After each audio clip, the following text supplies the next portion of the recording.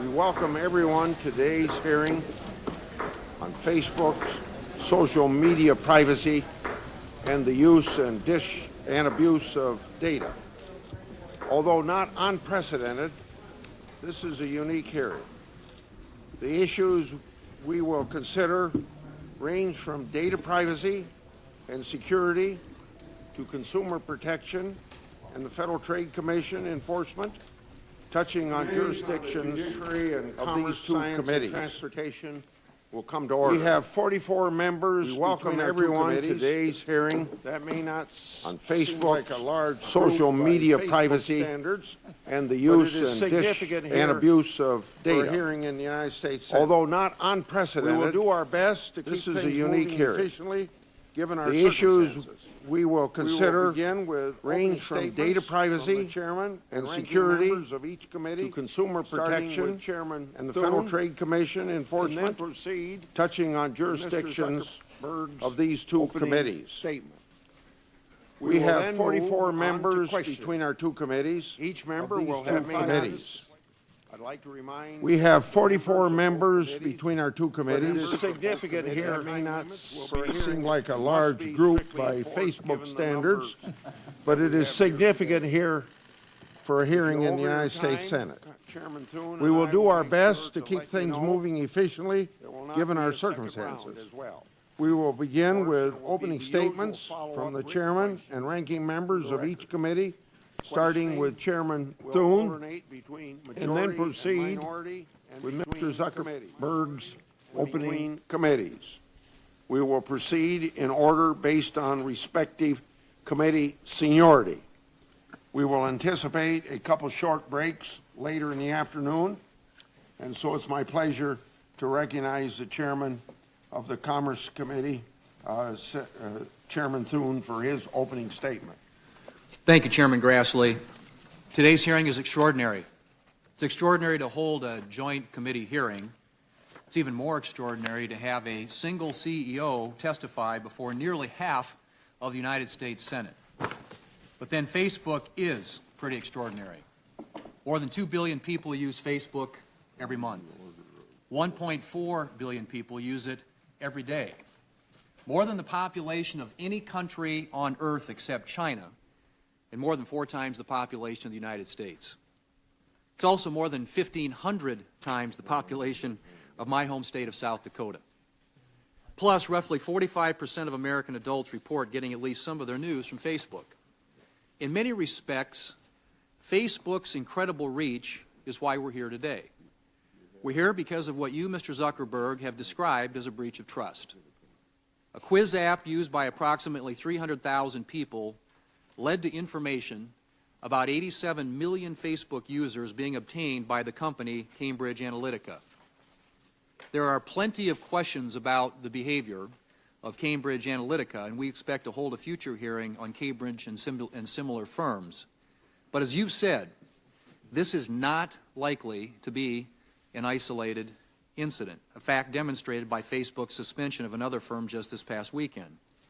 You've promised that when Facebook discovers other apps that had access to large amounts of user data, you will ban them and tell those affected. And that's appropriate. But it's unlikely to be enough for the 2 billion Facebook users. One reason that so many people are worried about this incident is what it says about how Facebook works. The idea that for every person who decided to try an app, information about nearly 300 other people was scraped from your services, to put it mildly, disturbing. And the fact that those 87 million people may have technically consented to making their data available doesn't make most people feel any better. The recent revelation that malicious actors were able to utilize Facebook's default privacy settings to match email addresses and phone numbers found on the so-called dark web to public Facebook profiles, potentially affecting all Facebook users, only adds fuel to the fire. What binds these two incidents is that they don't appear to be caused by the kind of negligence that allows typical data breaches to happen. Instead, they both appear to be the result of people exploiting the very tools that you've created to manipulate users' information. I know Facebook has taken several steps and intends to take more to address these issues. Nevertheless, some have warned that the actions Facebook is taking to ensure that third parties don't obtain data from unsuspecting users, while necessary, will actually serve to enhance Facebook's own ability to market such data exclusively. Most of us understand that whether you're using Facebook or Google or some other online services, we are trading certain information about ourselves for free or low-cost services. But for this model to persist, both sides of the bargain need to know the stakes that are involved. Right now, I'm not convinced that Facebook's users have the information that they need to make meaningful choices. In the past, many of my colleagues on both sides of the aisle have been willing to defer to tech companies' efforts to regulate themselves. But this may be changing. Just last month, in overwhelming bipartisan fashion, Congress voted to make it easier for prosecutors and victims to go after websites that knowingly facilitate sex trafficking. This should be a wake-up call for the tech community. We want to hear more, without delay, about what Facebook and other companies plan to do to take greater responsibility for what happens on their platforms. How will you protect users' data? How will you inform users about the changes that you are making? And how do you intend to proactively stop harmful conduct instead of being forced to respond to it months or years later? Mr. Zuckerberg, in many ways, you and the company that you've created, the story that you've created, represent the American dream. Many are incredibly inspired by what you've done. At the same time, you have an obligation, and it's up to you, to ensure that that dream doesn't become a privacy nightmare for the scores of people who use Facebook. This hearing is an opportunity to speak to those who believe in Facebook and to those who are deeply skeptical about it. We are listening, America is listening, and quite possibly the world is listening too. Thank you. Now, Ranking Member Feinstein. Thank you very much, Mr. Chairman, Chairman Grassley, Chairman Thune. Thank you both for holding this hearing. Mr. Zuckerberg, thank you for being here. You have a real opportunity this afternoon to lead the industry and demonstrate a meaningful commitment to protecting individual privacy. We have learned over the past few months, and we've learned a great deal that's alarming. We've seen how foreign actors are abusing social media platforms like Facebook to interfere in elections and take millions of Americans' personal information without their knowledge in order to manipulate public opinion and target individual voters. Specifically, on February the 16th, Special Counsel Mueller issued an indictment against the Russia-based Internet Research Agency and 13 of its employees for interfering operations targeting the United States. Through this 37-page indictment, we learned that the IRA ran a coordinated campaign through 470 Facebook accounts and pages. The campaign included ads and false information to create discord and harm Secretary Clinton's campaign. And the content was seen by an estimated 157 million Americans. A month later, on March 17th, news broke that Cambridge Analytica exploited the personal information of approximately 50 million Facebook users without their knowledge or permission. And last week, we learned that number was even higher, 87 million Facebook users who had their private information taken without their consent. Specifically, using a personality quiz he created, Professor Kogan collected the personal information of 300,000 Facebook users and then collected data on millions of their friends. It appears the information collected included everything these individuals had on their Facebook pages, and according to some reports, even included private direct messages between users. Professor Kogan is said to have taken data from over 70 million Americans. It has also been reported that he sold this data to Cambridge Analytica for $800,000. Cambridge Analytica then took this data and created a psychological welfare tool to influence United States elections. In fact, the CEO, Alexander Nix, declared that Cambridge Analytica ran all the digital campaign, the television campaign, and its data informed all the strategy for the Trump campaign. The reporting has also speculated that Cambridge Analytica worked with the Internet Research Agency to help Russia identify which American voters to target with its propaganda. I'm concerned that press reports indicate Facebook learned about this breach in 2015, but appears not to have taken significant steps to address it until this year. So this hearing is important, and I appreciate the conversation we had yesterday. And I believe that Facebook, through your presence here today and the words you're about to tell us, will indicate how strongly your industry will regulate and or reform the platforms that they control. I believe this is extraordinarily important. You lead a big company with 27,000 employees, and we very much look forward to your comments. Thank you, Mr. Chairman. Thank you, Senator Feinstein. The history and growth of Facebook mirrors that of many of our technological giants. Founded by Mr. Zuckerberg in 2004, Facebook has exploded over the past 14 years. Facebook currently has over 2 billion monthly active users across the world, over 25,000 employees and offices in 13 U.S. cities and various other countries.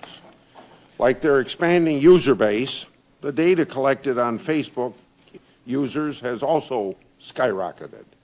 They have moved on from schools, likes, and relationship statuses. Today, Facebook has access to dozens of data points, ranging from ads that you've clicked on, events you've attended, and your location based upon your mobile device.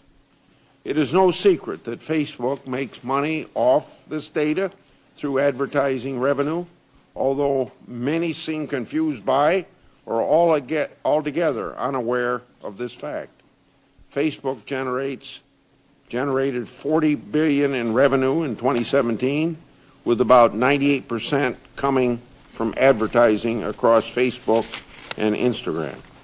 Significant data collection is also occurring at Google, Twitter, Apple, and Amazon, and even an ever-expanding portfolio of products and services offered by these companies grant endless opportunities to collect increasing amounts of information on their customers. As we get more free or extremely low-cost services, the trade-off for the American consumer is to provide more personal data. The potential for further growth and innovation based on collection of data is limitless. However, the potential for abuse is also significant. While the contours of the Cambridge Analytica situation are still coming to light, there was clearly a breach of consumer trust and a likely improper transfer of data.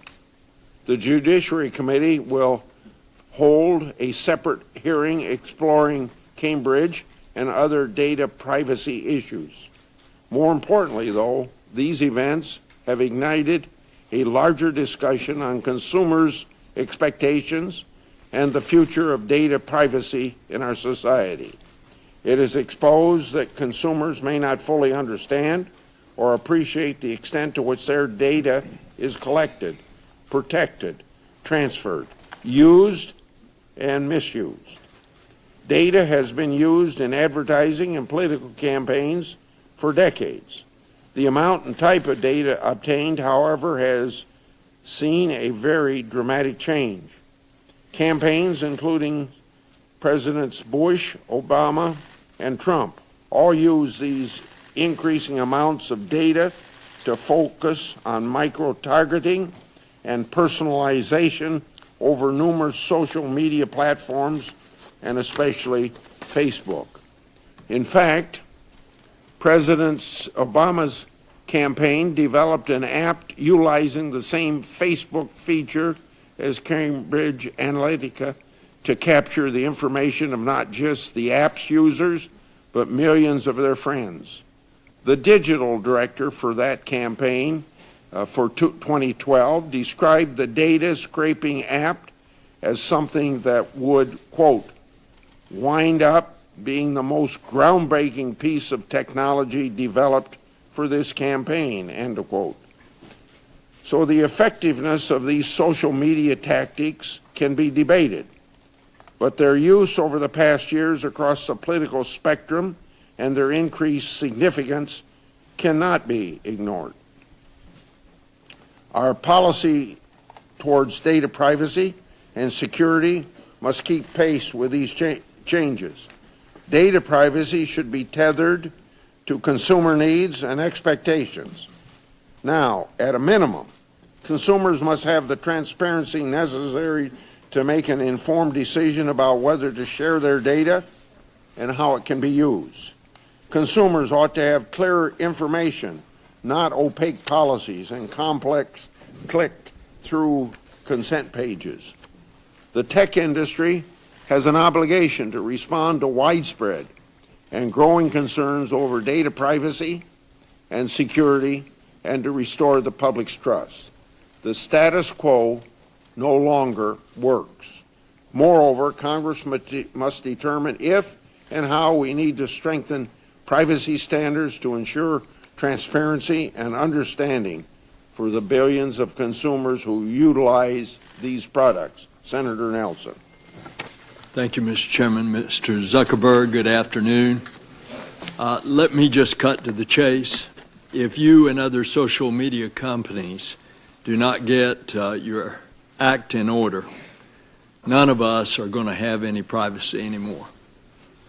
That's what we're facing. We're talking about personally identifiable information that, if not kept by the social media companies from theft, a value that we have in America being our personal privacy, we won't have it anymore. It's the advent of technology, and of course all of us are part of it. From the moment that we wake up in the morning until we go to bed, we're on those handheld tablets. And online companies like Facebook are tracking our activities and collecting information. Facebook has a responsibility to protect this personal information. We had a good discussion yesterday. We went over all of this. You told me that the company had failed to do so. It's not the first time that Facebook has mishandled its users' information. The FTC found that Facebook's privacy policies had deceived users in the past. And in the present case, we recognize that Cambridge Analytica and an app developer lied to consumers and lied to you, lied to Facebook. But did Facebook watch over the operations? We want to know that. And why didn't Facebook notify 87 million users that their personally identifiable information had been taken? And it was being also used. Why were they not informed? For unauthorized political purposes. So only now, and I appreciate our conversation, only now Facebook has pledged to inform those consumers whose accounts were compromised. I think you're genuine. I got that sense in conversing with you. You want to do the right thing. You want to enact reforms. We want to know if it's going to be enough. And I hope that will be in the answers today. Now, since we still don't know what Cambridge Analytica has done with this data, you heard Chairman Thune say, as we have discussed, we want to haul Cambridge Analytica in to answer these questions at a separate hearing. I want to thank Chairman Thune for working with all of us on scheduling a hearing. There's obviously a great deal of interest in this subject. I hope we can get to the bottom of this. And if Facebook and other online companies will not or cannot fix the privacy invasions, then we are going to have to. We, the Congress. How can American consumers trust folks like your company to be caretakers of their most personal and identifiable information? And that's the question. Thank you. Thank you, my colleagues and Senator Nelson. Our witness today is Mark Zuckerberg, founder, chairman, chief executive officer of Facebook. Mr. Zuckerberg launched Facebook February 4th, 2004, at the age of 19. And at that time, he was a student at Harvard University. As I mentioned previously, his company now has over $40 billion of annual revenue and over 2 billion monthly active users. Mr. Zuckerberg, along with his wife, also established the Chan Zuckerberg Initiative to further philanthropic causes. I now turn to you. Welcome to the committee. Whatever your statement is orally, if you have a longer one, it'll be included in the record. So proceed, sir. Chairman Grassley, Chairman Thune, Ranking Member Feinstein, and Ranking Member Nelson, and members of the committee. We face a number of important issues around privacy, safety, and democracy, and you will rightfully have some hard questions for me to answer. Before I talk about the steps we're taking to address them, I want to talk about how we got here. Facebook is an idealistic and optimistic company. For most of our existence, we focused on all of the good that connecting people can do. And as Facebook has grown, people everywhere have gotten a powerful new tool for staying connected to the people they love, for making their voices heard, and for building communities and businesses. Just recently, we've seen the Me Too movement and the March for Our Lives organized, at least in part, on Facebook. After Hurricane Harvey, people came together to raise more than $20 million for relief. And more than 70 million small businesses use Facebook to create jobs and grow. But it's clear now that we didn't do enough to prevent these tools from being used for harm as well.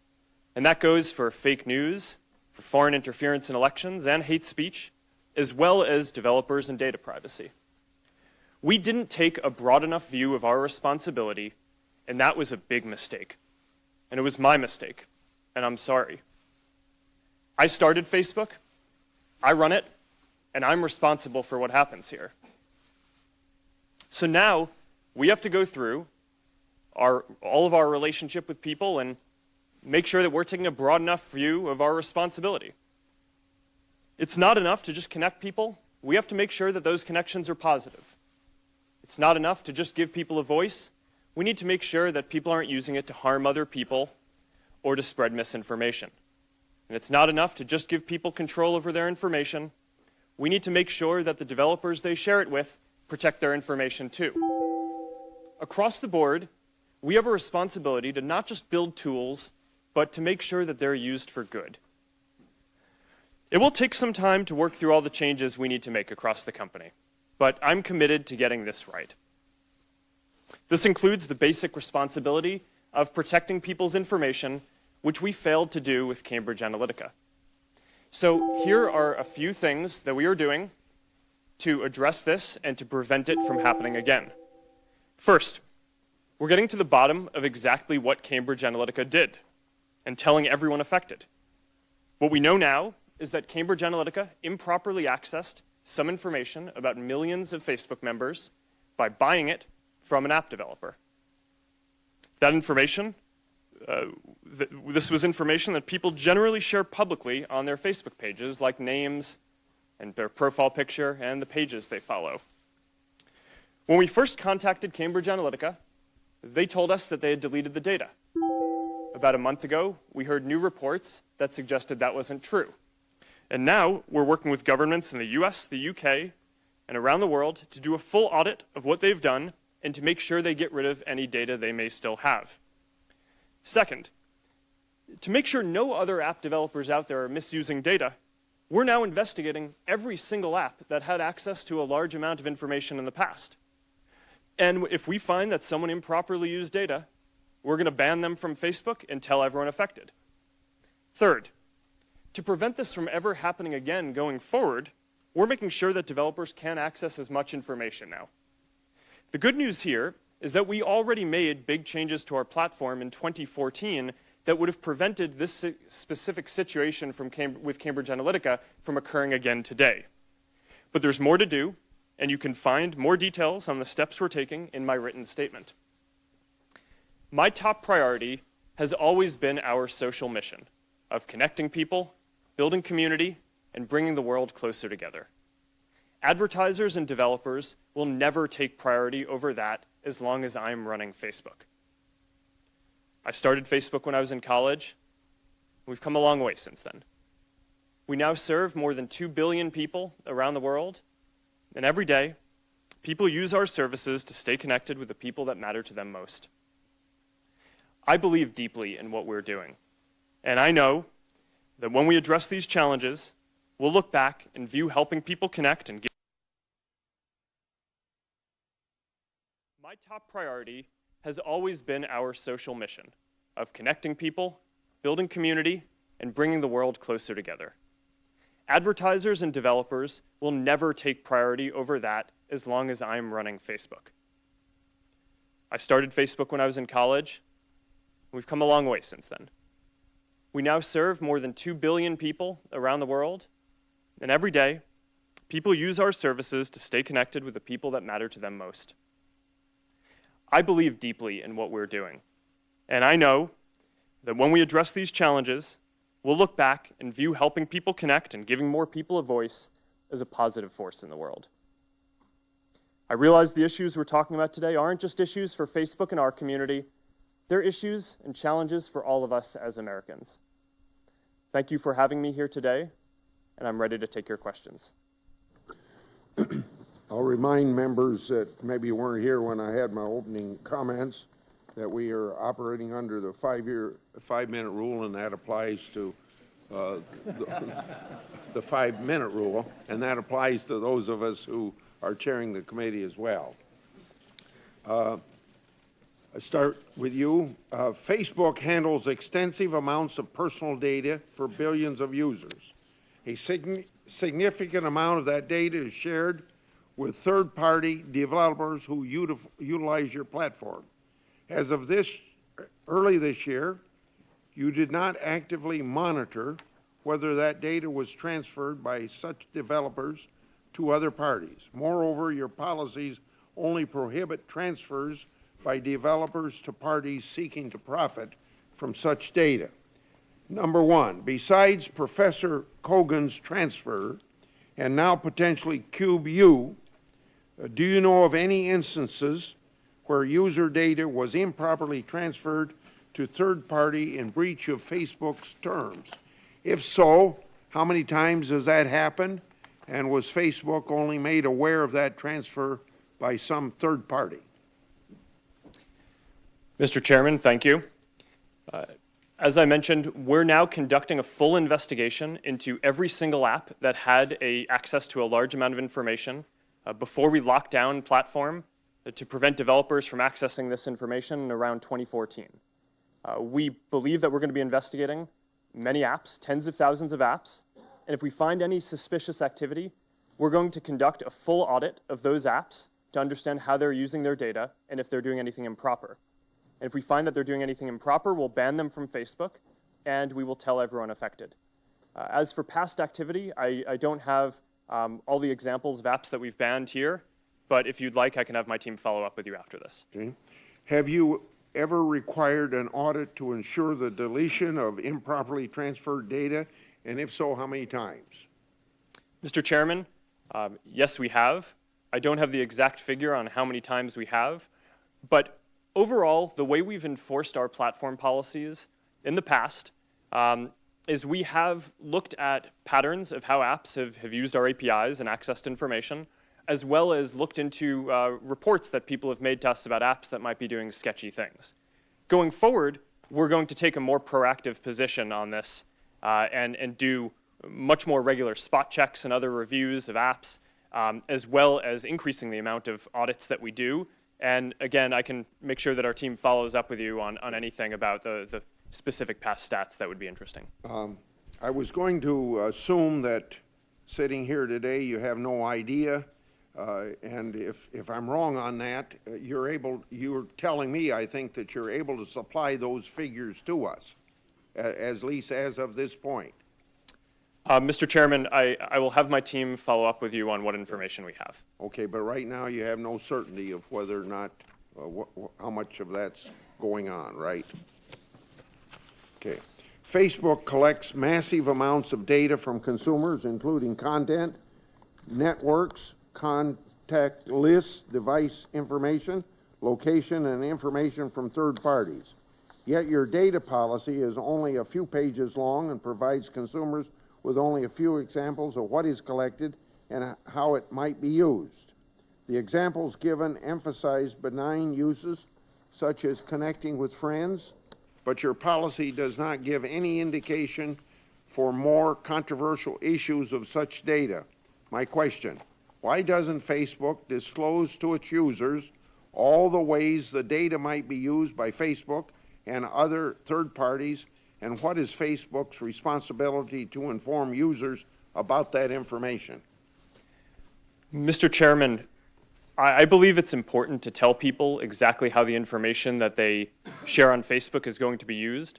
That's why every single time you go to share something on Facebook, whether it's a photo in Facebook or a message in Messenger or WhatsApp, every single time there's a control right there about who you're going to be sharing it with, whether it's your friends or public or a specific group, and you can change that and control that in line. To your broader point about the privacy policy, this gets into an issue that I think we and others in the tech industry have found challenging, which is that long privacy policies are very confusing. And if you make it long and spell out all the detail, then you're probably going to reduce the percent of people who read it and make it accessible to them. So one of the things that we've struggled with over time is to make something that is as simple as possible so people can understand it, as well as giving them controls in line in the product in the context of when they're trying to actually use them, taking into account that we don't expect that most people will want to go through and read a full legal document. Senator Nelson. Thank you, Mr. Chairman. Yesterday when we talked, I gave the relatively harmless example that I'm communicating with my friends on Facebook and indicate that I love a certain kind of chocolate. And all of a sudden I start receiving advertisements for chocolate. What if I don't want to receive those commercial advertisements? So your Chief Operating Officer, Ms. Sandberg, suggested on the NBC Today show that Facebook users who do not want their personal information used for advertising might have to pay for that protection, pay for it. Are you actually considering having Facebook users pay for you not to use that information? Senator, people have a control over how their information is used in ads in the product today. So if you want to have an experience where your ads aren't targeted using all the information that we have available, you can turn off third-party information. What we've found is that even though some people don't like ads, people really don't like ads that aren't relevant. And while there is some discomfort, for sure, with using information in making ads more relevant, the overwhelming feedback that we get from our community is that people would rather have us show relevant content there than not. So we offer this control that you're referencing. Some people use it. It's not the majority of people on Facebook. And I think that's a good level of control to offer. I think what Cheryl was saying was that in order to not run ads at all, we would still need some sort of business model. And that is your business model. So I take it that, and I use the harmless example of chocolate, but if it got into more personal thing, communicating with friends, and I want to cut it off, I'm going to have to pay you in order not to send me, using my personal information, something that I don't want. That, in essence, is what I understood Ms. Sandberg to say. Is that correct? Yes, Senator. Although, to be clear, we don't offer an option today for people to pay to not show ads. We think offering an ad-supported service is the most aligned with our mission of trying to help connect everyone in the world, because we want to offer a free service that everyone can afford. Okay. That's the only way that we can reach billions of people. So, therefore, you consider my personally identifiable data the company's data, not my data. Is that it? No, Senator. Actually, at the first line of our terms of service say that you control and own the information and content that you put on Facebook. Well, the recent scandal is obviously frustrating, not only because it affected 87 million, but because it seems to be part of a pattern of lax data practices by the company going back years. So back in 2011, it was a settlement with the FTC, and now we discover yet another instance where the data was failed to be protected. When you discovered the Cambridge Analytica that had fraudulently obtained all of this information, why didn't you inform those 87 million? When we learned in 2015 that Cambridge Analytica had bought data from an app developer on Facebook that people had shared it with, we did take action. We took down the app, and we demanded that both the app developer and Cambridge Analytica delete and stop using any data that they had. They told us that they did this. In retrospect, it was clearly a mistake to believe them, and we should have followed up and done a full audit then, and that is not a mistake that we will make. Yes, you did that, and you apologized for it, but you didn't notify them. And do you think that you have an ethical obligation to notify 87 million Facebook users? Senator, when we heard back from Cambridge Analytica that they had told us that they weren't using the data and had deleted it, we considered it a closed case. In retrospect, that was clearly a mistake. We shouldn't have taken their word for it, and we've updated our policies and how we're going to operate the company to make sure that we don't make that mistake again. Did anybody notify the FTC? No, Senator, for the same reason, that we'd considered it a closed case. Senator Thune. And Mr. Zuckerberg, would you do that differently today, presumably, that in response to Senator Nelson's question? Yes. Having to do it over. This may be your first appearance before Congress, but it's not the first time that Facebook has faced tough questions about its privacy policies. Wired magazine recently noted that you have a 14-year history of apologizing for ill-advised decisions regarding user privacy, not unlike the one that you made just now in your opening statement. After more than a decade of promises to do better, how is today's apology different, and why should we trust Facebook to make the necessary changes to ensure user privacy and give people a clearer picture of your privacy policies? Thank you, Mr. Chairman. So we have made a lot of mistakes in running the company. I think it's pretty much impossible, I believe, to start a company in your dorm room and then grow it to be at the scale that we're at now without making some mistakes. And because our service is about helping people connect and information, those mistakes have been different in how we try not to make the same mistake multiple times, but in general, a lot of the mistakes are around how people connect to each other just because of the nature of the service. Overall, I would say that we're going through a broader philosophical shift in how we approach our responsibility as a company. For the first 10 or 12 years of the company, I viewed our responsibility as primarily building tools that if we could put those tools in people's hands, then that would empower people to do good things. What I think we've learned now across a number of issues, not just data privacy, but also fake news and foreign interference in elections, is that we need to take a more proactive role and a broader view of our responsibility. It's not enough to just build tools. We need to make sure that they're used for good. And that means that we need to now take a more active view in policing the ecosystem and in watching and kind of looking out and making sure that all of the members in our community are using these tools in a way that's going to be good and healthy. So at the end of the day, this is going to be something where people will measure us by our results on this. It's not that I expect that anything I say here today to necessarily change people's view, but I'm committed to getting this right, and I believe that over the coming years, once we fully work all these solutions through, people will see real differences. Okay. Well, and I'm glad that you all have gotten that message. As we discussed in my office yesterday, the line between legitimate political discourse and hate speech can sometimes be hard to identify, and especially when you're relying on artificial intelligence and other technologies for the initial discovery. Can you discuss what steps that Facebook currently takes when making these evaluations, the challenges that you face, and any examples of where you may draw the line between what is and what is not hate speech? Yes, Mr. Chairman. I'll speak to hate speech, and then I'll talk about enforcing our content policies more broadly. So actually, maybe if you're okay with it, I'll go in the other order. So from the beginning of the company in 2004, I started it in my dorm room. It was me and my roommate.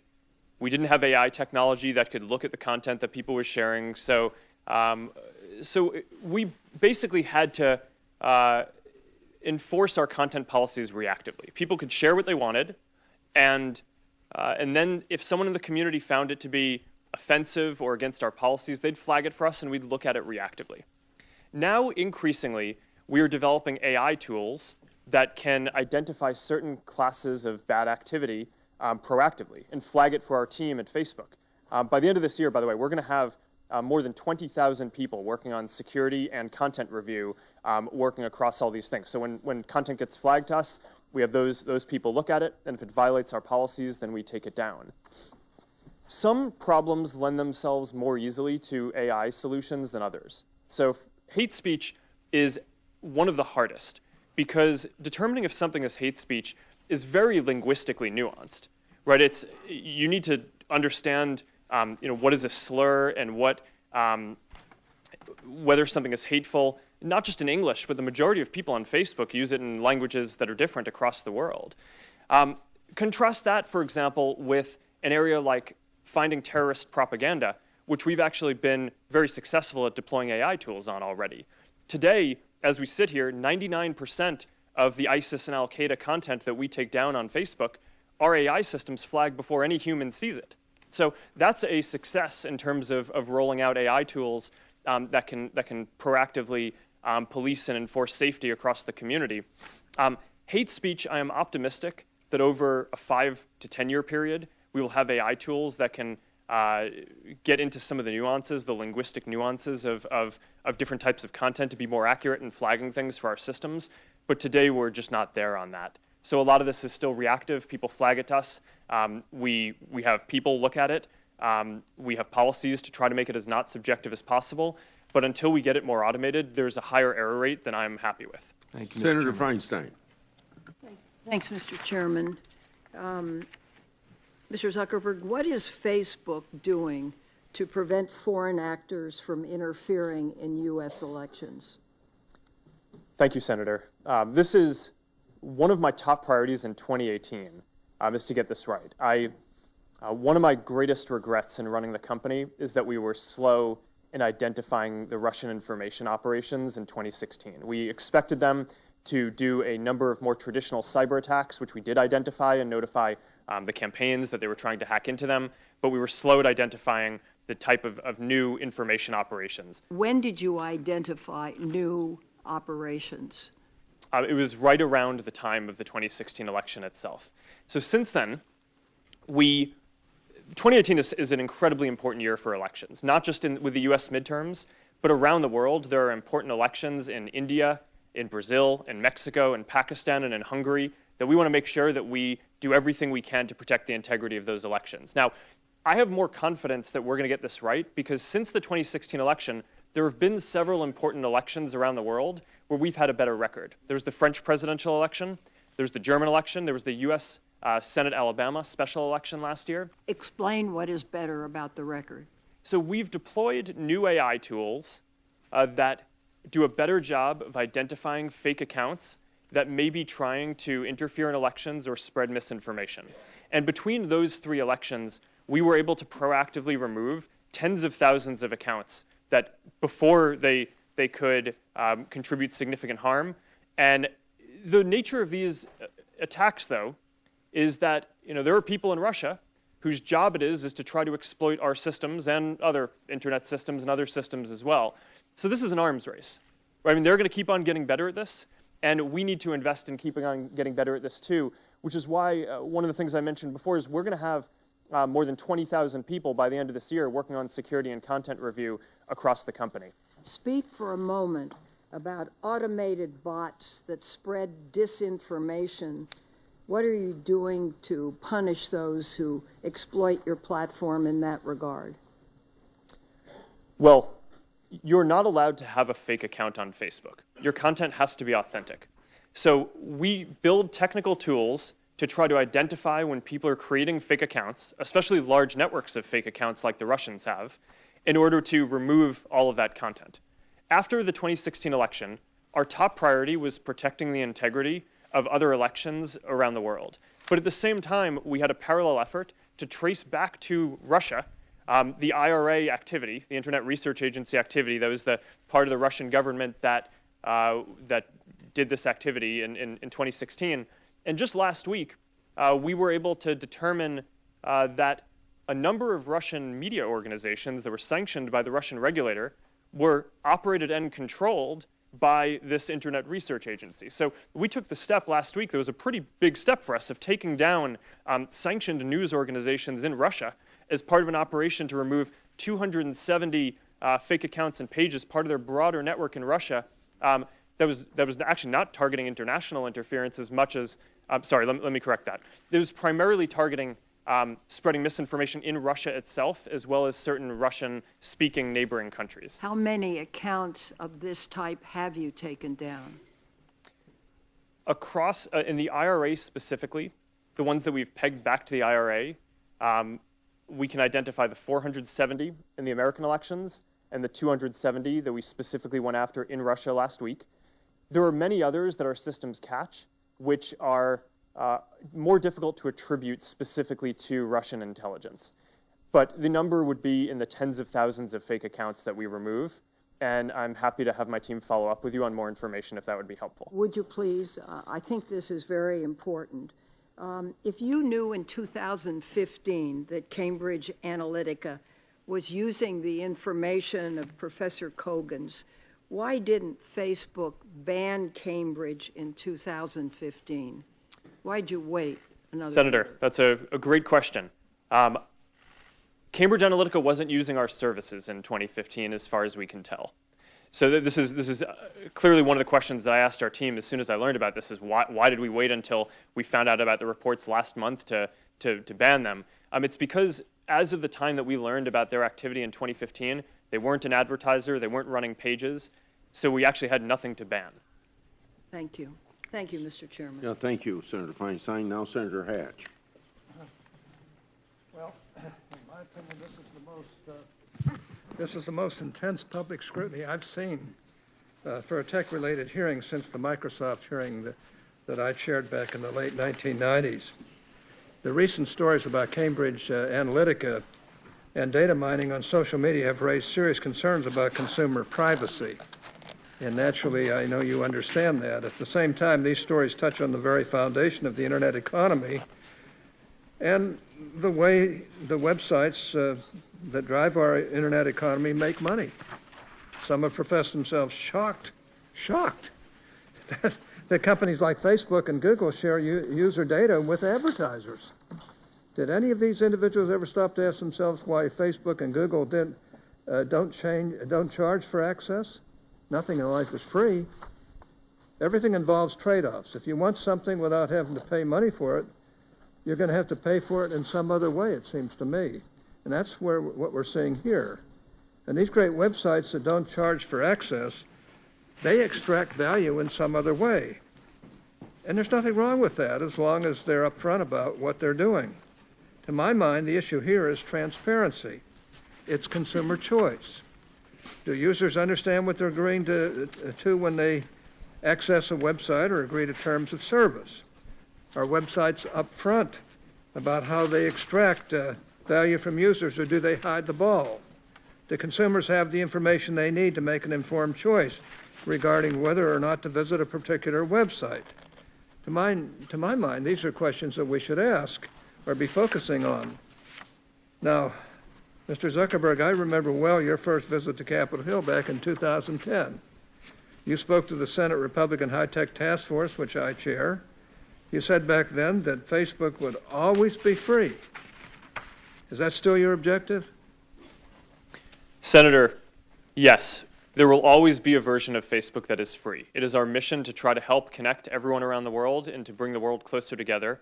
In order to do that, we believe that we need to offer a service that everyone can afford, and we're committed to doing that. Well, if so, how do you sustain a business model in which users don't pay for your service? Senator, we run ads. I see.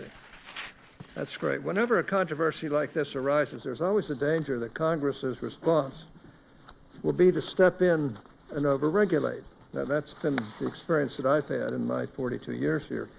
In your view, what sorts of legislative changes would help to solve the problems the Cambridge Analytica story has revealed, and what sorts of legislative changes would not help to solve this issue? Senator, I think that there are a few categories of legislation that make sense to consider.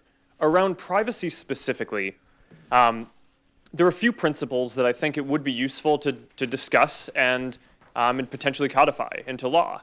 One is around having a simple and practical set of ways that you explain what you're doing with data. And we talked a little bit earlier around the complexity of laying out this long privacy policy.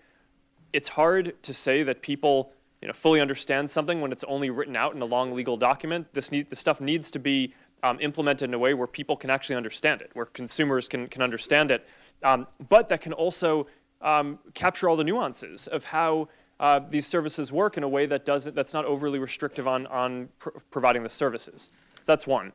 The second is around giving people complete control. This is the most important principle for Facebook.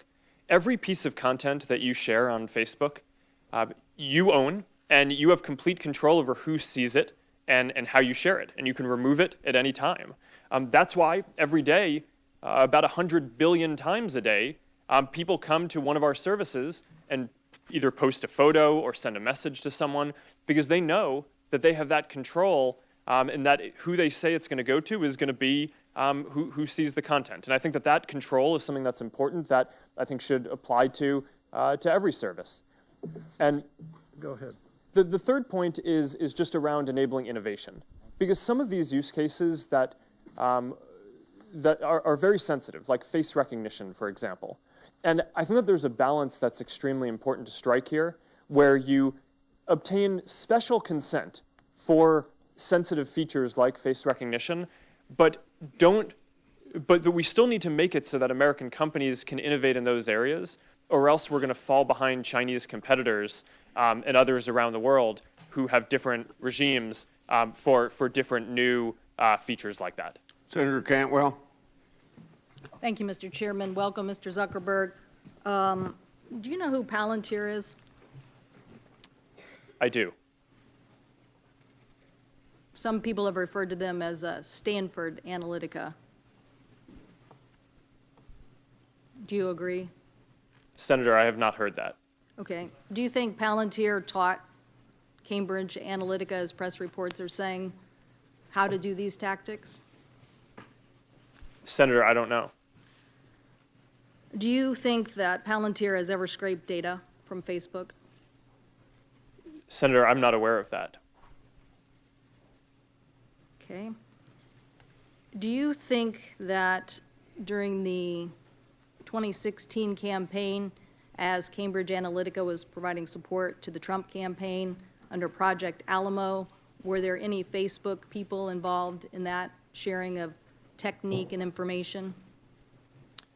Senator, we provided support to the Trump campaign similar to what we provide to any advertiser or campaign who asks for it. So that was a yes. Is that a yes? Senator, can you repeat the specific question? I just want to make sure I get specifically what you're asking. During the 2016 campaign, Cambridge Analytica worked with the Trump campaign to refine tactics, and were Facebook employees involved in that? Senator, I don't know that our employees were involved with Cambridge Analytica, although I know that we did help out the Trump campaign overall in sales support in the same way that we do with other campaigns. So they may have been involved in all working together during that time period. Maybe that's something your investigation will find out. Senator, I can certainly have my team get back to you on any specifics there that I don't know sitting here today.